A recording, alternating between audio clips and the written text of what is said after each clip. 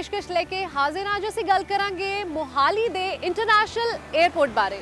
ਇੱਕ ਲੰਬੇ ਅਰਸੇ ਤੋਂ ਬਾਅਦ ਮੋਹਾਲੀ ਨੂੰ ਇੰਟਰਨੈਸ਼ਨਲ 에ਅਰਪੋਰਟ ਤਾਂ ਜ਼ਰੂਰ ਮਿਲਿਆ, ਜਿੱਦਾਂ ਕਿ ਤੁਸੀਂ ਸਾਰੇ ਜਾਣਦੇ ਹੋ ਕਿ 11 ਸਤੰਬਰ 2015 ਨੂੰ ਪ੍ਰਧਾਨ ਮੰਤਰੀ ਨਰਿੰਦਰ ਮੋਦੀ ਵੱਲੋਂ ਇਸ ਦਾ ਉਦਘਾਟਨ ਪੂਰੀ ਸ਼ਾਨੋ ਸ਼ੌਕਤ ਨਾਲ ਕੀਤਾ ਗਿਆ।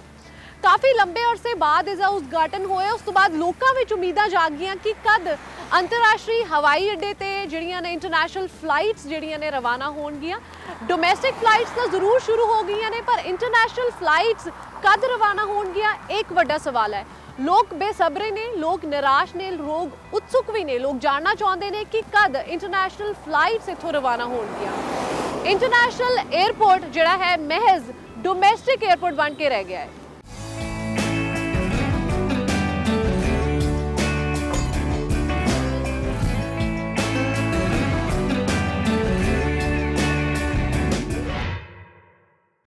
ਇਹ ਤਸਵੀਰਾਂ ਨੇ ਮੁਹਾਲੀ ਸਥਿਤ ਅੰਤਰਰਾਸ਼ਟਰੀ ਹਵਾਈ ਅੱਡੇ ਦੀਆਂ। ਜੇ ਗੱਲ ਪਹਿਲੇ ਫੇਜ਼ ਦੀ ਕੀਤੀ ਜਾਏ ਤਾਂ ਲਗਭਗ 500 ਕਰੋੜ ਰੁਪਏ ਇਸ ਤੇ ਖਰਚ ਕੀਤੇ ਜਾ ਚੁੱਕੇ ਨੇ। ਵਧੀਆ ਤੇ ਆਧੁਨਿਕ ਸੁਵਿਧਾਵਾਂ ਨਾਲ ਬਣੇ ਇਸ ਅੰਤਰਰਾਸ਼ਟਰੀ 에ਅਰਪੋਰਟ ਤੋਂ ਨਾ ਕੇਵਲ ਲੋਕਾਂ ਨੂੰ ਬਲਕਿ ਨਿਵੇਸ਼ਕਾਰੀਆਂ ਨੂੰ ਵੀ ਕਾਫੀ ਸਾਰੀਆਂ ਉਮੀਦਾਂ ਨੇ, ਕਿਉਂਕਿ ਜੇ ਇਨਵੈਸਟਮੈਂਟ ਪੁਆਇੰਟ ਆਫ ਵਿਊ ਨਾਲ, ਬਿਜ਼ਨਸ ਪੁਆਇੰਟ ਆਫ ਵਿਊ ਨਾਲ ਦੇਖਿਆ ਜਾਏ ਤਾਂ ਕਾਫੀ ਬੈਨੀਫੀਸ਼ੀਅਲ ਇਹ ਰਹੇਗਾ। ਉਸ ਤੋਂ ਇਲਾਵਾ ਰੋਜ਼ਗਾਰ ਵਿੱਚ ਵੀ ਵਾਧਾ ਰਹੇਗਾ ਔਰ ਲੋਕਾਂ ਲਈ ਕਾਫੀ ਫਾਇਦੇਮੰਦ ਇਸ ਲਈ ਰਹੇਗਾ ਕਿਉਂਕਿ ਇਸ ਦੇ ਨਾਲ ਲੋਕਾਂ ਦਾ ਸਮੇਂ ਬਚੇਗਾ। ਲੋਕਾਂ ਨੂੰ ਦਿੱਲੀ ਜਾਣ ਦੀ ਬਜਾਏ ਇੱਥੋਂ ਫਲਾਈਟ ਪਕੜਨੀ ਜ਼ਿਆਦਾ ਆਸਾਨ ਰਹੇਗੀ।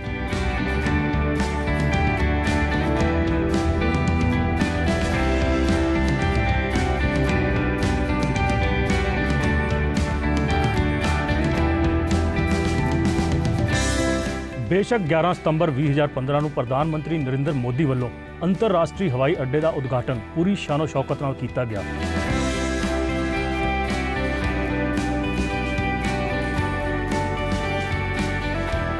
ਤੇ 19 ਅਕਤੂਬਰ 2015 ਨੂੰ ਪਹਿਲੀ ਘਰੇਲੂ ਫਲਾਈਟ ਨੇ ਉਡਾਨ ਵੀ ਭਰੀ, ਪਰ ਹਜੇ ਤੱਕ ਲੋਕੀ ਇੰਤਜ਼ਾਰ ਕਰ ਰਹੇ ਨੇ ਕਿ ਕਦ ਇੱਥੇ ਅੰਤਰਰਾਸ਼ਟਰੀ ਉਡਾਨਾਂ ਸ਼ੁਰੂ ਹੋਣਗੀਆਂ ਤੇ ਕਦੋਂ ਉਹਨਾਂ ਨੂੰ ਇੱਥੋਂ ਵਿਦੇਸ਼ ਯਾਤਰਾ ਕਰਨ ਦਾ ਮੌਕਾ ਮਿਲੇਗਾ। ਤਾਂ ਇੱਥੇ ਅਸੀਂ ਚੰਡੀਗੜ੍ਹ ਦੇ ਰਹਿਣ ਵਾਲੇ ਹਾਂ। ਸਾਨੂੰ ਹਰ ਵਾਰ ਜਦ ਵੀ ਅਸੀਂ ਇੰਡੀਆ ਆਉਂਦੇ ਹਾਂ, ਅਸੀਂ ਯੂਐਸ ਰਹਿੰਦੇ ਹਾਂ, ਅਸੀਂ ਜਦ ਵੀ ਇੰਡੀਆ ਆਉਣਾ ਹੁੰਦਾ ਪਹਿਲੇ ਅਸੀਂ ਦਿੱਲੀ ਆਉਂਦੇ ਹਾਂ। ਦਿੱਲੀ ਤੋਂ ਬਾਅਦ ਸਾਨੂੰ ਗੱਡੀ ਕਰਕੇ 7-8 ਘੰਟੇ ਲੱਗ ਜਾਂਦੇ ਇੱਥੇ ਪਹੁੰਚਦੇ ਜਿਹੜਾ ਬਹੁਤ ਟਾਈਮ ਵੀ ਵੇਸਟ ਹੁੰਦਾ, ਜਿਹਦੇ ਨਾਲ ਅਸੀਂ ਥੱਕ ਵੀ ਜਾਂਦੇ ਹਾਂ। ਤੇ ਇਹੀ ਜੇ ਇੱਥੋਂ ਚੱਲਣ ਲੱਗ ਜਾਣਗੀਆਂ ਇੰਟਰਨੈਸ਼ਨਲ ਫਲਾਈਟਸ, ਜਿਹੜੇ ਵੀ ਲੋਕ ਸਿੱਧਾ ਇਸ ਏਰੀਆ ਪੰਜਾਬ ਏਰੀਆ ਦੇ ਨੇ ਉਹਨਾਂ ਨੂੰ ਪਹਿਲੇ ਦਿੱਲੀ ਤੋਂ ਫਿਰ ਇੱਥੇ ਆਉਣਾ ਪੈਂਦਾ, ਉਹਨਾਂ ਵਾਸਤੇ ਬਹੁਤ ਅੱਛਾ ਹੋਏਗਾ। ਉਹਨਾਂ ਦਾ ਟਾਈਮ ਵੀ ਬਚੇਗਾ, ਨਾਲੇ ਈਜ਼ੀਲੀ ਆਪਣੇ ਘਰ ਪਹੁੰਚਣਗੇ ਤੇ ਥਕਾਵਟ ਵੀ ਘੱਟ ਹੋਏਗੀ। ਲੱਗਦਾ ਹੀ ਨਹੀਂ ਹੈ ਕਿ ਇੰਟਰਨੈਸ਼ਨਲ 에ਅਰਪੋਰਟ ਬਣਿਆ ਹੈ, ਵੀ ਲੱਗਦਾ ਕਿ ਹਲੇ ਵੀ ਡੋਮੈਸਟਿਕ 에ਅਰਪੋਰਟ ਹੀ ਹੈ, ਕਿਉਂਕਿ ਕੋਈ ਚੇਂਜਸ ਨਹੀਂ ਆਏ। ਹੁਣ ਦੇਖੋ ਜਿਵੇਂ ਰੋਇਟਸ ਚੱਲ ਰਹੇ ਅੱਜ ਕੱਲ੍ਹ, ਸਾਨੂੰ ਤਾਂ ਬਹੁਤ ਪਰੇਸ਼ਾਨੀ ਹੋ ਰਹੀ ਹੈ। ਇੱਕ ਟਿਕਟ 35,000 ਰੁਪਏ 40,000 ਰੁਪਏ, ਮਤਲਬ ਆਮ ਬੰਦਾ ਬਹੁਤ ਡਿਫਿਕਲਟ ਹੋਇਆ ਪਿਆ ਹੈ। ਹੁਣ ਵੀ ਅਸੀਂ 18,000 ਰੁਪਏ ਦੀ ਟਿਕਟ ਲੈ ਕੇ ਹੁਣ ਅਸੀਂ ਜਾ ਰਹੇ ਹਾਂ। ਜੇ ਇਹੀ ਸਿੱਧਾ ਅਸੀਂ ਡਾਇਰੈਕਟ ਜਾ ਸਕਦੇ ਤਾਂ ਸਾਡੇ 18,000 ਰੁਪਏ ਬਚ ਜਾਂਦੇ, ਤਾਂ ਬਹੁਤ ਡਿਫਿਕਲਟੀ ਹੈ। ਬੈਨੀਫਿਟ ਸਿੱਧਾ ਅਸੀਂ ਚੰਡੀਗੜ੍ਹ ਰਹਿੰਦੇ ਹਾਂ, ਡਾਇਰੈਕਟ ਇੱਧਰੋਂ ਹੀ ਫਲਾਈਟ ਸਾਡੀ USA ਦੀ ਹੋ ਜਾਏਗੀ ਸਾਨੂੰ, ਨਹੀਂ ਤਾਂ ਇੱਧਰ ਮਤਲਬ ਇਹ ਨਹੀਂ ਕਿ ਇੱਧਰੋਂ ਦਿੱਲੀ ਜਾਣਾ ਪਏਗਾ। ਲਗੇਜ ਦੀ ਪ੍ਰੋਬਲਮ ਹੈ, लगेज उससे 23 kgs अलाउड होता है, इतने 15 kgs बहुत प्रॉब्लम है। एक्स्ट्रा लगेज सानू परचेज करना पाया है। ये जो एयरपोर्ट बना है डोमेस्टिक एयरपोर्ट करके है, अभी तक तो डोमेस्टिक एयरपोर्ट ही चल रहा है, क्योंकि ये ताकि मतलब ये तो इंटरनेशनल एयरपोर्ट करके शुरू किया था। तो अगर हमको इंटरनेशनल जाना है, यहाँ से आउट ऑफ इंडिया जाना है तो दिल्ली तक जाना पड़ता है। अगर ये एयरपोर्ट जल्दी से जल्दी इंटरनेशनल एयरपोर्ट में तबादला हो जाए इसका, तो हमको वहाँ जाने की ज़रूरत नहीं, डायरेक्ट हम यहाँ से कहीं भी बाहर जा सकते हैं इंडिया से बाहर। तो ये बहुत होना बहुत ज़रूरी है। इससे एक तो हमारा वक्त जो दिल्ली तक जाने में ये होता है वो बच जाएगा सबसे पहले, फिर हम लोग यहाँ से डायरेक्ट यहाँ से हम लोग इंटरनेशनल जब भी फ्लाइट लेके यहाँ से जा सकते हैं हम लोग। ਹਾਲਾਂਕਿ 에ਅਰਪੋਰਟ ਅਥਾਰਟੀ ਇੰਡੀਆ ਦੇ ਅਧਿਕਾਰੀ ਪਿਛਲੇ ਕਈ ਮਹੀਨਿਆਂ ਤੋਂ ਦਾਅਵਾ ਕਰ ਰਹੇ ਨੇ ਕਿ ਉਹ ਲਗਾਤਾਰ 에ਅਰਲਾਈਨਸ ਦੇ ਨਾਲ ਇਹਨਾਂ ਵਿਦੇਸ਼ੀ ਉਡਾਨਾਂ ਨੂੰ ਲੈ ਕੇ ਮੀਟਿੰਗਸ ਕਰ ਰਹੇ ਹਨ, ਪਰ ਹਾਲੇ ਤੱਕ ਕੁਝ ਵੀ ਸਾਫ਼ ਨਹੀਂ ਹੋਇਆ। More than a demand, I think you have established such a beautiful airport. I can see the facilities are top notch, but still, if international flights are not being operated from here, I have no understanding why this is happening. So a demand or a reasonable demand would be try to start the international services as soon as possible, so that all the travelers like me and so many other families can benefit from it. Benefit we'll have is we don't have to travel to New Delhi to catch the international flight. It's like a wastage of 6 to 7 hours.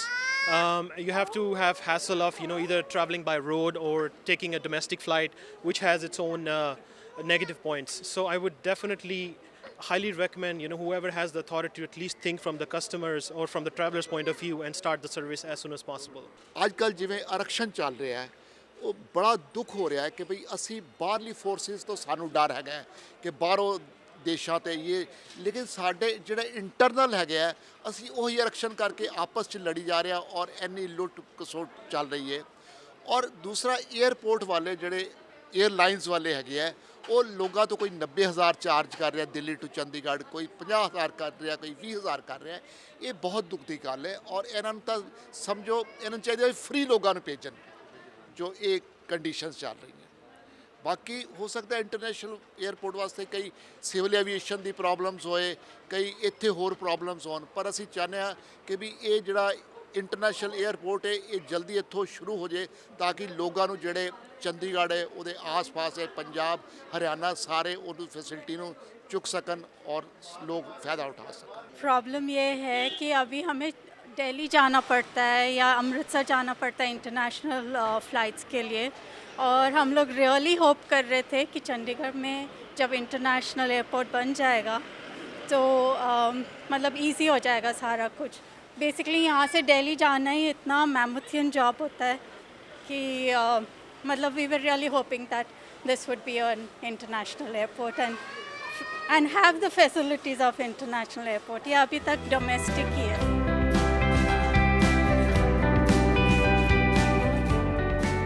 ਇਸ ਅੰਤਰਰਾਸ਼ਟਰੀ ਹਵਾਈ ਅੱਡੇ ਦਾ ਪੂਰਾ ਫਾਇਦਾ ਚੰਡੀਗੜ੍ਹ, ਪੰਜਾਬ, ਹਰਿਆਣਾ, ਹਿਮਾਚਲ ਤੇ ਉੱਤਰਾਖੰਡ ਦੇ ਲੋਕਾਂ ਨੂੰ ਕਾਫੀ ਹੱਦ ਤੱਕ ਮਿਲਣਾ ਸੀ। ਯਾਨੀ ਉੱਤਰੀ ਭਾਰਤ ਦੇ ਵਸਨੀਕਾਂ ਦੇ ਨਾਲ-ਨਾਲ ਇਸ ਦੇ ਨੇੜੇ ਲੱਗਦੇ ਹੋਰ ਖੇਤਰਾਂ ਦੇ ਲੋਕਾਂ ਨੂੰ ਵੀ ਇਸ ਦਾ ਮੁਨਾਫਾ ਹੋਣਾ ਲਗਭਗ ਤੈਅ ਸੀ।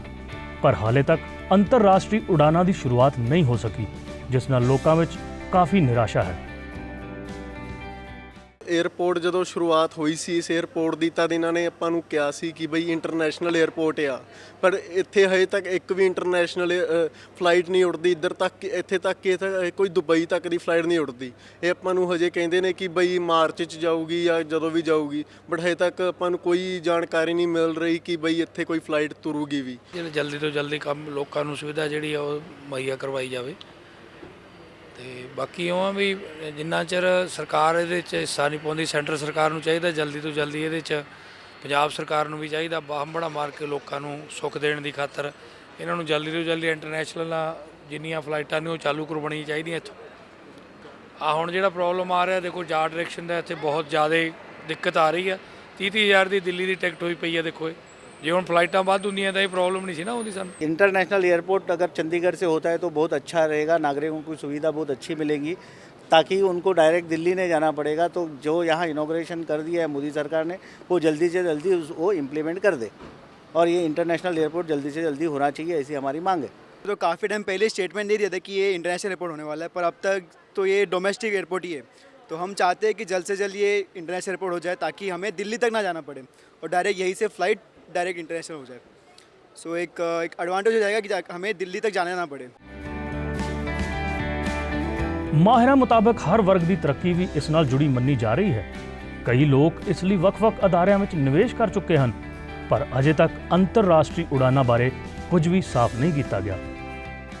ਜਿਹੜਾ ਇੰਟਰਨੈਸ਼ਨਲ 에ਅਰਪੋਰਟ ਸਾਡੇ ਇਸ ਨਾਰਦਰਨ ਰੀਜਨ ਨੂੰ ਲਾਈਕ ਪੰਜਾਬ, ਹਰਿਆਣਾ, J&K, ਹਿਮਾਚਲ ਨੂੰ ਜਿਹੜੀ ਲੋੜ ਸੀ ਉਸ ਦੇ ਪਾਲਿਸੀ ਦੇ ਮੁਤਾਬਕ ਇੰਟਰਨੈਸ਼ਨਲ 에ਅਰਪੋਰਟ ਤੇ ਤਿਆਰ ਹੋ ਗਿਆ, ਰੈਡੀ ਹੋ ਗਿਆ। ਈਵਨ ਸਾਡੇ ਸਤਿਕਾਰਯੋਗ ਪ੍ਰਾਈਮ ਮਿਨਿਸਟਰ ਸਾਹਿਬ ਨੇ ਇਹਦਾ ਉਦਘਾਟਨ ਵੀ ਕਰਤਾ ਸਤੰਬਰ 'ਚ। ਬਟ ਇਹਦੇ ਡਿਲੇ ਹੋਣ ਨਾਲ ਜਿੱਥੇ ਇੰਡਸਟਰੀ ਨੂੰ ਰੀਅਲ ਸਟੇਟ ਦਾ ਜਿਹੜਾ ਫੈਕਟਰ ਹੈ ਉਹਨਾਂ ਨੂੰ ਨੁਕਸਾਨ ਹੋ ਰਿਹਾ, ਉੱਥੇ ਜਿਹੜਾ ਸਾਡੇ ਸਭ ਤੋਂ ਜ਼ਿਆਦਾ ਨੁਕਸਾਨ ਸਾਡੇ ਪੰਜਾਬ ਦਾ ਹੋ ਰਿਹਾ, ਕਿਉਂਕਿ ਪੰਜਾਬ ਦੇ ਇਹ ਰਿਕੁਆਇਰਡ ਸੀ ਮੋਹਾਲੀ ਨੂੰ ਇੰਟਰਨੈਸ਼ਨਲ 에ਅਰਪੋਰਟ ਪੰਜਾਬ ਨੂੰ।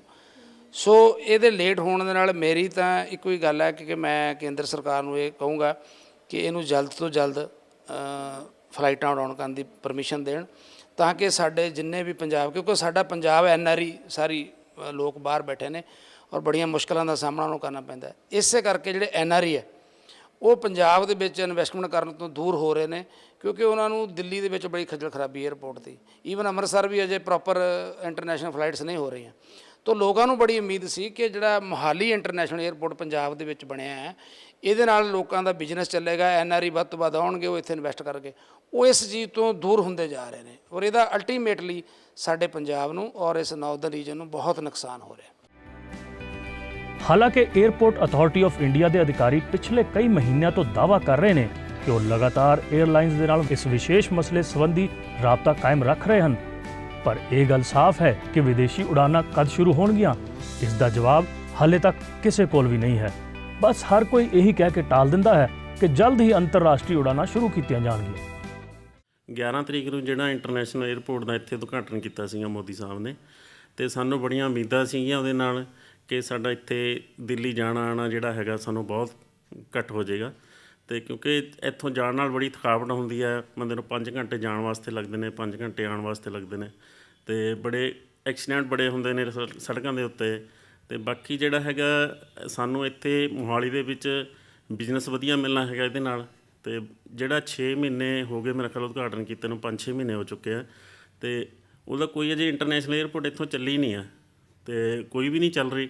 ਅਤੇ ਇਹ ਚੱਲ ਪੈਣ ਜਲਦੀ ਤੋਂ ਜਲਦੀ। ਸਾਡਾ ਇਹੀ ਹੈ ਵੀ ਸਾਨੂੰ ਬੜਾ ਵਧੀਆ ਇੱਥੇ ਪ੍ਰੋਪਰਟੀ 'ਚ ਵੀ ਇਹਦੇ ਨਾਲ ਬੜਾ ਫਰਕ ਪੈਣਾ ਹੈਗਾ, ਅਤੇ ਆਉਣ ਵਾਲੇ ਟਾਈਮ ਦੇ ਵਿੱਚ ਇਹ ਜਲਦੀ ਚੱਲਣਾ ਚਾਹੀਦਾ।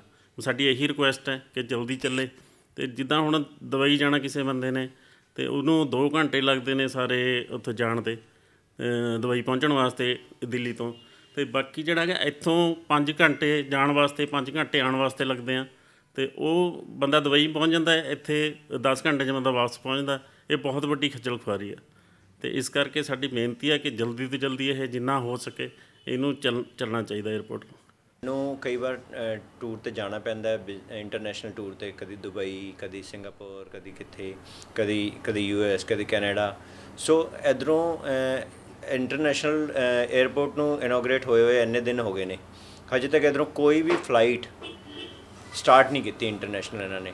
ਸਾਨੂੰ ਅਗਰ ਦਿੱਲੀ ਜਾਣਾ ਪੈਂਦਾ ਹੈ, ਅਗਰ ਦੁਬਈ ਜਾਣ ਨੂੰ 3.5 ਘੰਟੇ ਲੱਗਦੇ ਅਤੇ ਇੱਥੋਂ 7-8 ਘੰਟੇ ਲੱਗ ਜਾਂਦੇ ਪਹੁੰਚਣ 'ਚ ਦਿੱਲੀ।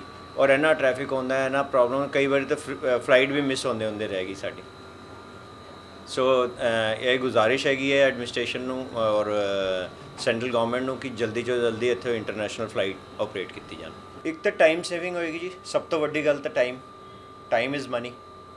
ਤਾਂ ਟਾਈਮ ਸੇਵਿੰਗ ਹੋਏਗੀ ਅਤੇ ਆਪਣਾ ਟਾਈਮ ਸਿਰ ਅਸੀਂ ਇੱਧਰੋਂ ਫਲਾਈਟ ਲਿੱਤੀ, ਆਪਣਾ ਕੰਮ ਕੀਤਾ ਅਤੇ ਵਾਪਸ ਆ ਗਏ ਜਲਦੀ। ਦਿੱਲੀ ਵਾਪਸ ਪਹੁੰਚਣਾ ਔਰ ਪੂਰਾ ਦਿਨ ਖਰਾਬ ਹੋ ਜਾਂਦਾ। ਉਹ ਇੱਧਰੋਂ ਟਾਈਮ ਸਿਰ ਨਿਕਲਾਂਗੇ ਔਰ ਟਾਈਮ ਸਿਰ ਪਹੁੰਚਾਂਗੇ ਤਾਂ ਫਰੀਕੁਐਂਟ ਹੋਰ ਵੱਧ ਜਾਏਗਾ ਸਾਡਾ ਬਾਹਰ ਜਾਣ ਦਾ। ਕਈ ਵਾਰੀ ਅਸੀਂ ਅਵੋਇਡ ਵੀ ਕਰ ਦਿੰਦੇ ਹਾਂ ਇੰਟਰਨੈਸ਼ਨਲ ਟੂਰ ਕੀ ਇੱਧਰੋਂ ਫਲਾਈਟਸ ਨਹੀਂ ਹੈ, ਬੜੀ ਪ੍ਰੋਬਲਮ ਹੁੰਦੀ ਹੈ। ਕਈ ਵਾਰ ਕੀ ਹੁੰਦਾ ਕਿ ਅਸੀਂ ਫਲਾਈਟ ਕੈਚ ਕਰਨੀ ਹੈ ਦਿੱਲੀ ਤੋਂ, ਅਤੇ ਬਾਏ ਰੋਡ ਜਾਈਏ, ਕਦੀ ਵਿੰਟਰਸ ਫੌਗ ਹੁੰਦੀ ਹੈ, ਕभी ਮੌਸਮ ਖਰਾਬ ਹੋ ਜਾਂਦਾ ਹੈ, ਕਦੀ ਜਾਮ ਲੱਗ ਜਾਂਦਾ ਹੈ। ਅਤੇ ਇਸ ਕਰਕੇ ਮੇਰਾ 2 ਵਾਰ ਚਾਂਸ ਹੋਇਆ ਇੱਦਾਂ ਕਿ ਮੈਂ ਬਿਫੋਰ ਟਾਈਮ ਨਿਕਲਿਆ, ਘੱਟੋ ਘੱਟ 7-8 ਘੰਟੇ ਪਹਿਲਾਂ, ਲੇਕਿਨ ਰਸਤੇ 'ਚ ਇੰਨੀ ਪ੍ਰੋਬਲਮ ਆ ਗਈ। ਇੱਕ ਵਾਰ ਤਾਂ ਫੌਗ ਆ ਗਈ ਅਤੇ ਉਸ ਕਰਕੇ ਲੇਟ ਹੋ ਗਿਆ। ਇੱਕ ਵਾਰ ਜਾਮ ਲੱਗ ਗਿਆ ਰਸਤੇ 'ਚ, 4 ਘੰਟੇ ਜਾਮ ਲੱਗਿਆ ਰਿਹਾ, ਉਸ ਕਰਕੇ ਲੇਟ ਹੋ ਗਿਆ।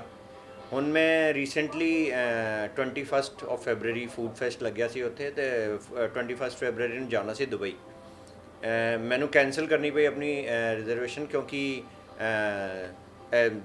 ਕੁਝ ਆਰਕਸ਼ਨ ਦਾ ਕੁਝ ਹਰਿਆਣਾ 'ਚੋਂ ਪ੍ਰੋਬਲਮ ਚੱਲ ਰਹੀ ਸੀਗੀ, ਅਤੇ ਉਸ ਕਰਕੇ ਪਹੁੰਚ ਹੀ ਨਹੀਂ ਸਕਦਾ ਸੀ ਦਿੱਲੀ। ਫਲਾਈਟ ਹੋ ਜਾਣੀ ਸੀ ਮੇਰੀ, ਫਲਾਈਟ ਮੈਂ ਪਕੜ ਨਹੀਂ ਸਕਣੀ ਸੀ, ਇਸ ਕਰਕੇ ਮੈਨੂੰ ਕੈਂਸਲ ਕਰਨੀ ਪਈ ਆਪਣੀ ਰਿਜ਼ਰਵੇਸ਼ਨ। ਔਰ ਮੈਂ ਇਸ ਕਰਕੇ ਆਪਣਾ ਫੂਡ ਫੈਸਟ ਜਿਹੜਾ ਦੇਖਣ ਜਾਣਾ ਸੀ, ਮੈਂ ਜਾ ਨਹੀਂ ਪਾਇਆ ਉਸ। ਸੋ ਜਿੱਦਾਂ ਕਿ ਅਸੀਂ ਵੇਖਿਆ ਕਿ ਲੋਕਾਂ ਨੇ ਆਪਣੇ ਵਿਚਾਰ ਸਾਂਝੇ ਕੀਤੇ, ਅਸੀਂ ਇਹ ਵੀ ਜਾਣਿਆ ਕਿ ਵੱਖ-ਵੱਖ ਅਦਾਰਿਆਂ ਨੂੰ ਇਸ ਦਾ ਕਿੰਨਾ ਕੁ ਫਾਇਦਾ ਹੋ ਸਕਦਾ ਹੈ। ਹੁਣ ਲੋਕ ਵੀ ਕਾਫੀ ਬੇਸਬਰੀ ਨਾਲ ਉਸ ਖਾਸ ਘੜੀ ਦਾ ਇੰਤਜ਼ਾਰ ਕਰ ਰਹੇ ਹਨ ਜਦ ਉਹਨਾਂ ਨੂੰ ਪੰਜਾਬ ਤੋਂ ਬਾਹਰ ਨਾ ਜਾ ਕੇ ਮੋਹਾਲੀ ਦੇ ਅੰਤਰਰਾਸ਼ਟਰੀ ਹਵਾਈ ਅੱਡੇ ਦੀ ਸੁਵਿਧਾ ਮੁਹੱਈਆ ਹੋਵੇਗੀ, ਜਿਸ ਨਾਲ ਨਾ ਕੇਵਲ ਉਹਨਾਂ ਦਾ ਸਮਾਂ ਬਚੇਗਾ ਬਲਕਿ ਖੱਜਲ ਖੁਆਰੀ ਤੋਂ ਵੀ ਕਾਫੀ ਹੱਦ ਤੱਕ ਬਚਿਆ ਜਾ ਸਕੇਗਾ, ਤੇ ਕਿਤੇ ਨਾ ਕਿਤੇ ਨਿਵੇਸ਼ ਵਿੱਚ ਵੀ ਕਾਫੀ ਵਾਧਾ ਹੋਵੇਗਾ, ਕਿਉਂਕਿ ਲੋਕ ਇਨਵੈਸਟਮੈਂਟ ਕਰ ਸਕਣਗੇ ਤੇ ਰੋਜ਼ਗਾਰ ਵਿੱਚ ਵੀ ਵਾਧਾ ਹੋਵੇਗਾ। ਸੋ ਅੰਤਰਰਾਸ਼ਟਰੀ ਹਵਾਈ ਅੱਡੇ ਤੇ ਅੰਤਰਰਾਸ਼ਟਰੀ ਉਡਾਨਾਂ ਨਾਲ ਓਵਰਆਲ ਸਭ ਦਾ ਫਾਇਦਾ ਹੀ ਫਾਇਦਾ ਹੋਵੇਗਾ।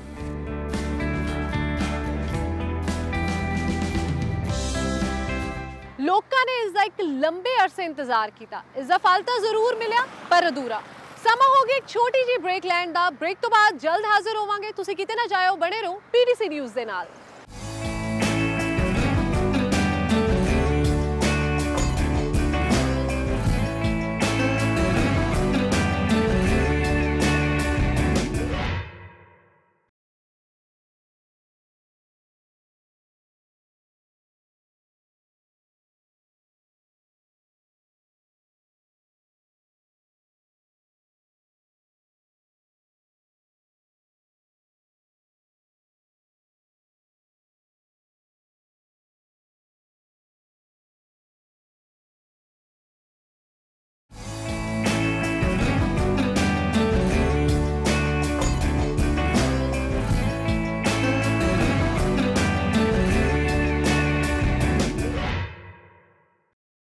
ਬ੍ਰੇਕ ਤੋਂ ਬਾਅਦ ਸਾਰੇ ਦਰਸ਼ਕਾਂ ਦਾ ਇੱਕ ਵਾਰ ਫਿਰ ਤੋਂ ਸਵਾਗਤ ਹੈ। ਜਿਵੇਂ ਕਿ ਤੁਸੀਂ ਜਾਣਦੇ ਹੋ, ਸਾਡੀ ਅੱਜ ਦੀ ਖਾਸ ਰਿਪੋਰਟ ਮੋਹਾਲੀ ਇੰਟਰਨੈਸ਼ਨਲ 에ਅਰਪੋਰਟ ਤੇ ਆਧਾਰਿਤ ਹੈ।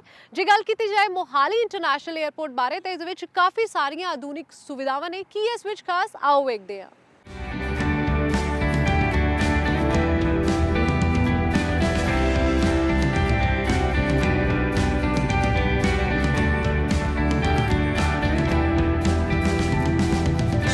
ਇਸ 에ਅਰਪੋਰਟ ਨੂੰ ਕਾਫੀ ਆਧੁਨਿਕਤਾ ਦਾ ਅਮਲੀ ਜਾਮਾ ਪਹਿਨਾਇਆ ਗਿਆ ਹੈ। ਇਸ ਦੀ ਖਾਸੀਅਤਾਂ ਦੀ ਲੰਬੀ ਲਿਸਟ ਹੈ, ਆਓ ਮਾਰੀਏ ਇੱਕ ਨਜ਼ਰ। 306 ਏਕੜ 'ਚ ਬਣਿਆ ਇੰਟਰਨੈਸ਼ਨਲ 에ਅਰਪੋਰਟ, 500 ਏਕੜ ਪਹਿਲੇ ਫੇਜ਼ 'ਚ ਖਰਚ, 49% ਖਰਚ ਦਾ ਹਿੱਸਾ ਹਰਿਆਣਾ ਅਤੇ ਪੰਜਾਬ ਤੇ 51% 에ਅਰਪੋਰਟ ਅਥਾਰਟੀ ਦਾ। ਪਾਰਕਿੰਗ ਏਰੀਆ ਵਿੱਚ 500 ਟੈਕਸੀ ਪਾਰਕ ਹੋ ਸਕਦੀ ਹੈ। 53,000 square metre terminal building, 48 counter check in ਲਈ, 6 ਐਸਕੇਲੇਟਰ ਤੇ 14 ਲਿਫਟਸ, 40% ਦੀ LED ਲਾਈਟਸ, 3 에ਅਰ ਬ੍ਰਿਜ ਲੱਗੇ ਨੇ, 5 ਦੀ ਸਮਰੱਥਾ ਹੈ। 1600 ਪੈਸੇਂਜਰ 1 ਘੰਟੇ 'ਚ ਹੋ ਸਕਦੇ ਨੇ ਹੈਂਡਲ। ਡਿਪਾਰਚਰ ਲਈ ਬਣੇ ਹਨ ਐਲੀਵੇਟਡ ਰੋਡ। ਇਸ ਇੰਟਰਨੈਸ਼ਨਲ 에ਅਰਪੋਰਟ ਦੇ ਨਾਲ ਚੰਡੀਗੜ੍ਹ, ਪੰਜਾਬ, ਹਰਿਆਣਾ, ਹਿਮਾਚਲ ਪ੍ਰਦੇਸ਼ ਤੇ ਉੱਤਰਾਖੰਡ ਦੇ ਲੋਕਾਂ ਨੂੰ ਵੀ ਕਾਫੀ ਫਾਇਦਾ ਹੋਏਗਾ। ਸਾਡੀ ਤੇ ਹੀ ਮੰਗ ਹੈ ਜੀ ਕਿ ਇੰਟਰਨੈਸ਼ਨਲ 에ਅਰਪੋਰਟ ਹੀ ਡਿਕਲੇਅਰ ਹੋਇਆ ਸੀ ਔਰ ਇਹ ਇੰਟਰਨੈਸ਼ਨਲ 에ਅਰਪੋਰਟ ਹੀ ਬਣਨਾ ਚਾਹੀਦਾ ਹੈ, ਜਿਹਦੇ ਨਾਲ ਪਬਲਿਕ ਨੂੰ ਚੰਡੀਗੜ੍ਹ ਤੇ ਸਾਰੇ ਲੋਕਾਂ ਨੂੰ ਆਸ ਪੜੋਸ ਦੇ ਸਾਰਿਆਂ ਨੂੰ ਉਹਦੀ ਸਹੂਲਤ ਹੋਏ, ਉਹਦਾ ਫਾਇਦਾ ਚੱਕ ਸਕਣ। आजकल अब देखो हर एक स्टूडेंट है वो भी एक फोकस रखता है कि आगे जाके MBA करनी है, अब्रॉड जाना है, जो भी है। तो आजकल पंजाब में इतने NRIs हैं हमारे जो जाते हैं, तो उनको स्पेशली दिल्ली तक ट्रैवल करना पड़ता है वाया टैक्सी, वोल्वोज। मतलब इतना ज़्यादा इरिटेट होते हैं सुबह सुबह निकलें ताकि वहाँ पे फ़्लाइट जाके कैच करें। तो कहा गया था, कब से चल रहा है कि अभी 18 अक्टूबर को कहा गया था टेंटेटिवली कि तब से फ़्लाइट शुरू हो जाएंगी इंटरनेशनल, एंड पहले दुबई जाएगी, बैंकॉक जाएगी। तो अभी तक ऐसा कुछ भी नहीं है।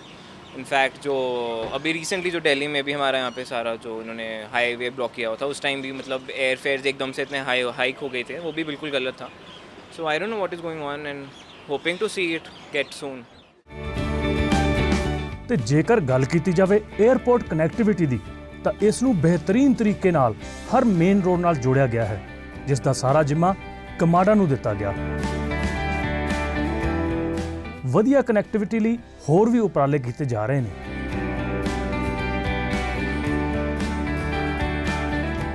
ਇਸ ਅੰਤਰਰਾਸ਼ਟਰੀ ਹਵਾਈ ਅੱਡੇ ਦੇ ਵਿੱਚ ਪੰਜਾਬ, ਹਰਿਆਣਾ ਅਤੇ 에ਅਰਪੋਰਟ ਅਥਾਰਟੀ ਆਫ ਇੰਡੀਆ ਦੀ ਸਾਂਝੀ ਹਿੱਸੇਦਾਰੀ ਹੈ। 49% ਖਰਚ ਦਾ ਹਿੱਸਾ ਪੰਜਾਬ ਅਤੇ ਹਰਿਆਣਾ ਦੇ ਜ਼ਿੰਮੇ ਆਇਆ ਤੇ 51% 에ਅਰਪੋਰਟ ਅਥਾਰਟੀ ਆਫ ਇੰਡੀਆ ਦਾ ਰਿਹਾ। ਅਜੇ ਤੱਕ ਅੰਤਰਰਾਸ਼ਟਰੀ ਉਡਾਨਾਂ ਨਾ ਉੱਡਣ ਕਾਰਨ ਕਈ ਵਾਰ ਰਾਜਨੀਤਿਕ ਮਤਭੇਦ ਵੀ ਸਾਹਮਣੇ ਆ ਰਹੇ ਹਨ।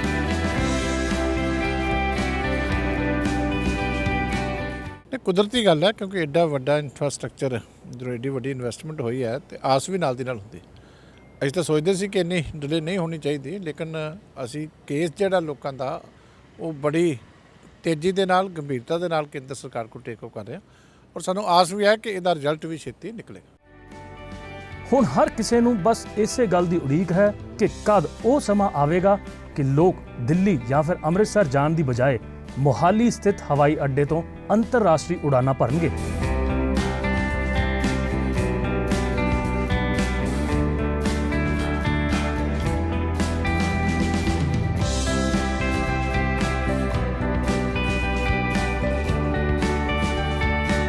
ਇਸ ਗੱਲ ਵਿੱਚ ਕੋਈ ਸ਼ੱਕ ਨਹੀਂ ਕਿ ਮਹਿਜ਼ ਪੰਜਾਬ, ਹਿਮਾਚਲ, ਹਰਿਆਣਾ, ਉੱਤਰਾਖੰਡ, ਚੰਡੀਗੜ੍ਹ ਅਤੇ ਹੋਰ ਨੇੜਲੇ ਲੱਗਦੇ ਜਿਹੜੇ ਖੇਤਰਾਂ ਦੇ ਲੋਕਾਂ ਨੂੰ ਇੱਥੇ ਇੰਟਰਨੈਸ਼ਨਲ ਫਲਾਈਟ ਸ਼ੁਰੂ ਹੋਣ ਨਾਲ ਇਸ 에ਅਰਪੋਰਟ ਦਾ ਜਿਹੜਾ ਹੈ ਫਾਇਦਾ ਜ਼ਰੂਰ ਹੋਏਗਾ। ਉਸ ਤੋਂ ਇਲਾਵਾ ਖਾਸ ਗੱਲ ਹੈ ਕਿ ਨਿਵੇਸ਼ਕਾਰੀਆਂ ਨੂੰ ਵੀ ਜ਼ਰੂਰ ਫਾਇਦਾ ਹੋਏਗਾ। ਜੇ ਗੱਲ ਕੀਤੀ ਜਾਏ ਲੋਕਾਂ ਦੀ, ਲੋਕਾਂ ਦਾ ਖੱਜਲ ਖੁਆਰੀ ਜਿਹੜੀ ਹੈ ਬਚੇਗੀ, ਲੋਕਾਂ ਦਾ ਟਾਈਮ ਸੇਵ ਹੋਏਗਾ ਔਰ ਕਿਤੇ ਨਾ ਕਿਤੇ ਰੋਜ਼ਗਾਰ ਵੀ ਵਧੇਗਾ। ਸੋ ਇੱਕ ਵੱਡਾ ਸਵਾਲ ਹੈ ਕਿ ਇੱਥੇ ਇੰਟਰਨੈਸ਼ਨਲ 에ਅਰਪੋਰਟ ਤੇ ਇੰਟਰਨੈਸ਼ਨਲ ਫਲਾਈਟਸ ਕਦ ਸ਼ੁਰੂ ਹੋਣਗੀਆਂ, ਜਿਸ ਦਾ ਜਵਾਬ ਹਲੇ ਤੱਕ ਕਿਸੇ ਕੋਲ ਨਹੀਂ ਹੈ। ਇਸ ਦੇ ਨਾਲ ਮੈਨੂੰ ਮਨਪ੍ਰੀਤ ਕੌਰ ਨੂੰ ਅੱਜ ਦਾ ਪ੍ਰੋਗਰਾਮ ਖਤਮ ਕਰਨ ਦੀ ਦਿਓ ਇਜਾਜ਼ਤ। ਹੁਣ ਵੇਲਾ ਹੋ ਗਿਆ ਤੁਹਾਡੇ ਤੋਂ ਇਜਾਜ਼ਤ ਲੈਣ ਦਾ। ਦੇਸ਼ ਅਤੇ ਦੁਨੀਆ ਦੀ ਹੋਰ ਖਬਰਾਂ ਲਈ ਬਣੇ ਰਹੋ PDC ਨਿਊਜ਼ ਦੇ ਨਾਲ।